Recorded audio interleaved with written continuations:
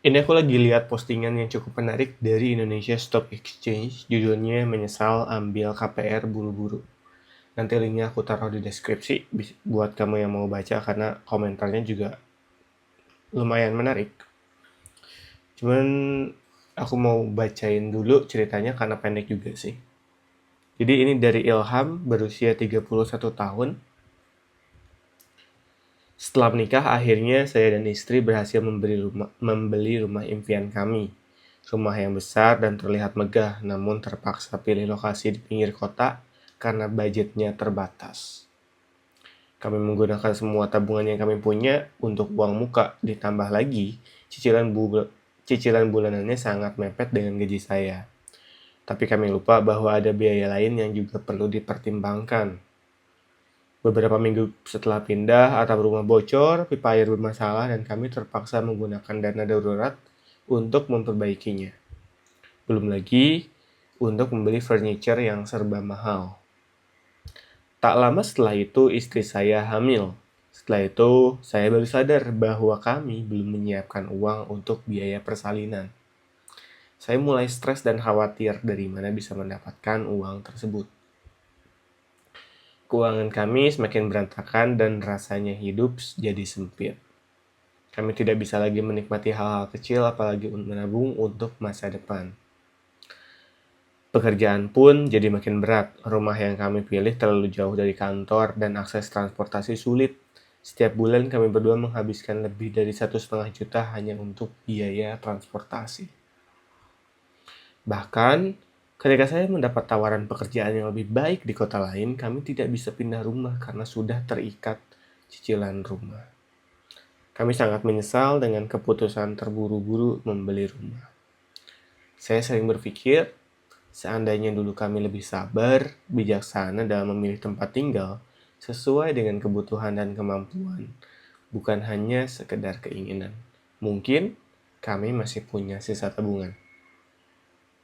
Tabungan yang bisa kami gunakan untuk lebih menikmati hidup, dana darurat yang membuat kami tenang, dan juga modal investasi untuk mencapai goals kami di masa depan. Terus di sini pertanyaannya, bukan pertanyaan sih, apa sih namanya? Eh, eh, apa sih sebutannya di pokoknya satu pertanyaan yang biar berinteraksi sama yang baca. Menurut kalian apa yang harus saya lakukan ya agar hidup kembali tertata? Ya aku nggak coba nulis di komen juga sih. Cuman dari sini tuh ada beberapa hal yang cukup menarik untuk dibahas dan di highlight ya. Menyesal ambil KPR buru-buru. Sebetulnya menurut aku pribadi ya sesuai dari judulnya ya. Problem utama dari masalah yang dialami Ilham ini adalah karena terburu-buru dan di akhir pun memang udah jelas ya. Kayak sering saya berpikir seandainya dulu lebih bersabar dan bijaksana memilih tempat tinggal sesuai dengan kebutuhan dan kemampuan. Jadi problem utamanya itu di sini itu ada dua menurut aku ya kalau ngomongin KPR-nya. Pertama itu terburu-buru dan kedua itu tidak sesuai kebutuhan tapi lebih mengikuti keinginan. Di slide kedua kalau nggak salah tadi. Yes, dari slide keduanya itu ada keterangan bahwa rumah yang diambil itu besar dan terlihat megah. Jadi itu sih problem utama dari cerita ini adalah karena buru-buru dan membeli tidak sesuai kebutuhan. Dari sini tuh pas aku baca aku langsung ingat bahwa salah satu rules atau prinsip penting dalam mengelola keuangan atau dalam mengambil keputusan yang berhubungan dengan keuangan atau finansial adalah jangan terburu-buru.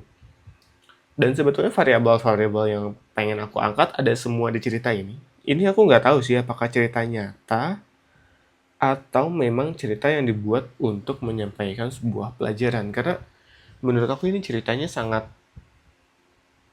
umum terjadi, tapi juga untuk pelajaran dan detail-detail pentingnya itu udah lengkap gitu loh. Maksudnya ya asumsikanlah ini cerita yang umum cerita yang benar terjadi.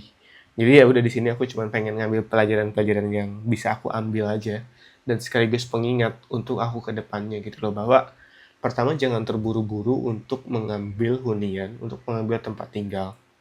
Terlebih dengan status aku yang sekarang ini Terlebih dengan terlebih dengan status aku yang sekarang usia aku 24, dan jujur aja aku juga sebetulnya masih kebingungan mau menghabiskan sisa hidup aku sebagai apa. Aku belum benar-benar serius dalam mengambil jalur karir dan sebagainya. Jadi keputusan untuk membeli atau mengambil hunian itu menurut aku bisa agak lebih santai, karena menurut aku salah satu kriteria yang penting, ini bayangan aku sekarang ya. Menurut aku salah satu kriteria yang penting dalam mengambil tempat tinggal, hunian, baik itu rumah, apartemen, atau apapun itu bentuknya, adalah dekat dengan tempat kita bekerja. Karena selain tidur, waktu kita tuh banyaknya habis untuk bekerja.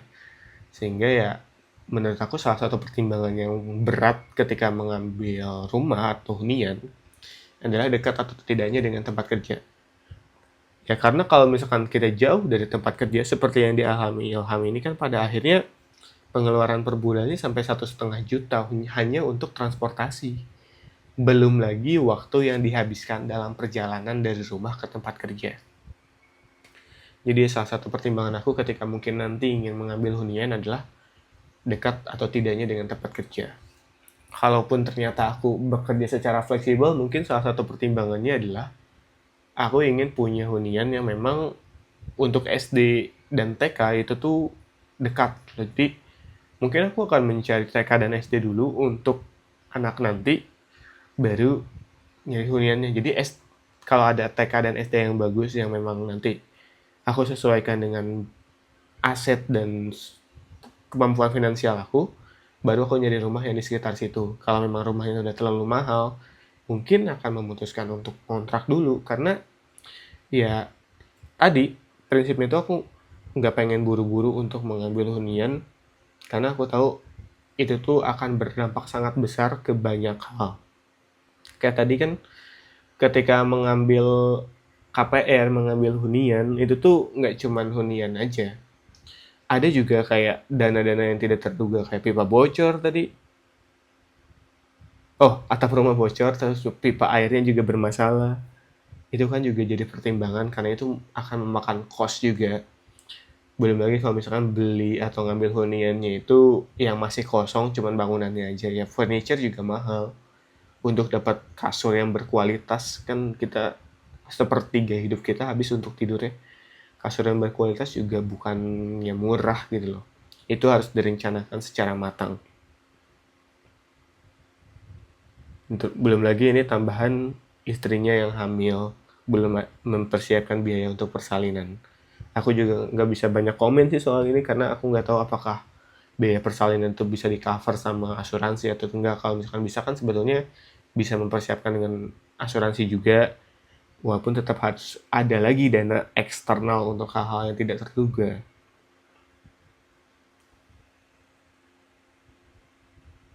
Ya itu, jadi kalau balik lagi tadi ya, problemnya itu adalah karena membeli huniannya tidak sesuai dengan kebutuhan, ikut keinginan, dan problem paling besarnya itu sebetulnya di buru-burunya itu sih. Karena Ilham ini juga, dia sudah mempertimbangkan untuk menyiapkan dana darurat, dia juga sudah melek investasi, problemnya hanya di buru-buru aja. Mungkin kalau aku sih ngebayangin ya, kenapa bisa sampai keburu-buru gitu, karena lagi jalan-jalan di satu tempat terus lihat rumah ada pelang dijual, dan ngerasa rumahnya itu rumah idaman dia, dan merasa peluang itu tidak akan datang dua kali, akhirnya ya udah buru-buru dan mengorbankan semuanya sampai ngambil dana darurat untuk furniture dan lain sebagainya. Ya itu sih, jadi mungkin pelajaran paling penting terlebih buat aku pribadi adalah untuk setiap keputusan finansial yang besar, itu tuh jangan terburu-buru dalam mengambil keputusan itu.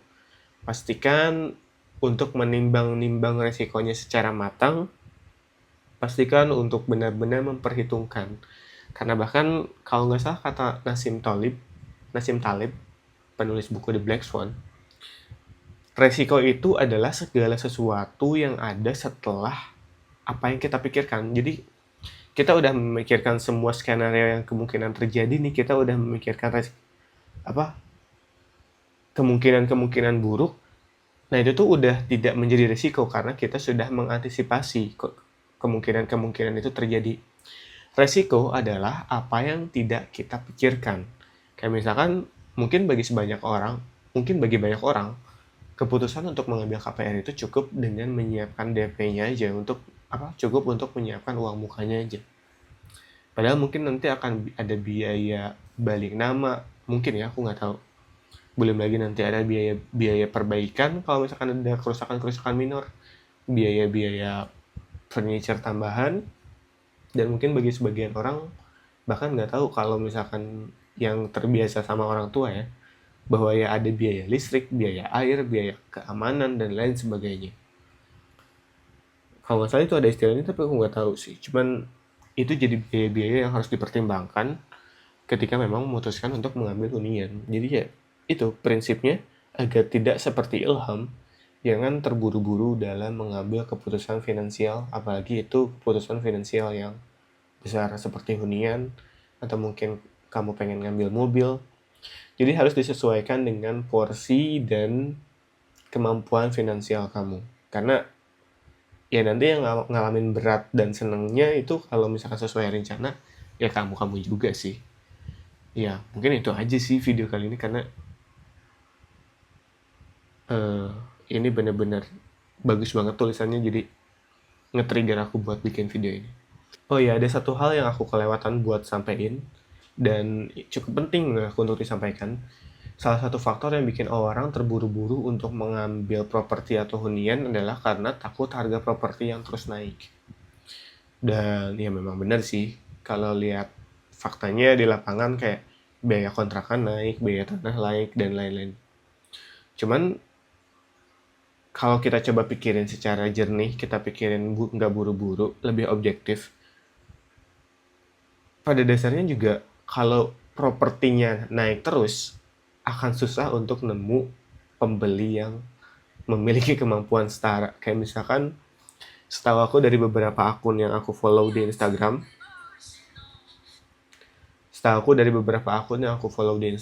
itu banyak rumah di daerah Jakarta yang sampai puluhan M. Mau dijual puluhan M, tapi ya nggak laku-laku. Kenapa ya? Karena susah untuk dapat puluhan M. Jadi ya nggak usah buru-buru. Selain itu juga, beberapa cerita yang aku tahu, kayak misalkan yang beli properti misalkan adalah aku. Kemudian generasi di bawah aku tidak bisa mengatur atau mengelola uang dengan baik, sampai terjerat pinjol dan hutang di mana-mana. Pada akhirnya properti yang harganya naik terus itu juga dijual dengan harga setengahnya. Karena apa? Karena butuh uang secepatnya untuk menyelesaikan masalah-masalah yang ada. Jadi ya itu, nggak perlulah buru-buru, karena toh manusia tuh dinamis gitu. Iya, harga properti itu naik terus, cuman nggak semua orang juga sih jago untuk mengelola keuangan. Dan banyak banget kasus-kasus tak terduga yang akhirnya membuat orang terpaksa untuk menjual properti dengan harga yang sangat murah, karena ingin segera menyelesaikan masalah yang ada di depan mata. Ingin segera kembali ke kehidupan yang tenang. Kayak tadi Ilham kan, setelah semua yang dialami, dia tuh cuma pengen hidup tenang, dan dia bingung apa yang harus dilakukan. Walaupun sebetulnya aku yakin sih dia tahu kok apa yang harus dilakukan. Yang pertama itu ya berhenti dulu nyicil KPR-nya. Kalau memang itu menjadi salah satu bobot pengeluaran paling besar, ya udah direlakan aja. Cari kontrakan yang lebih sederhana, yang lebih dekat dengan tempat kerja.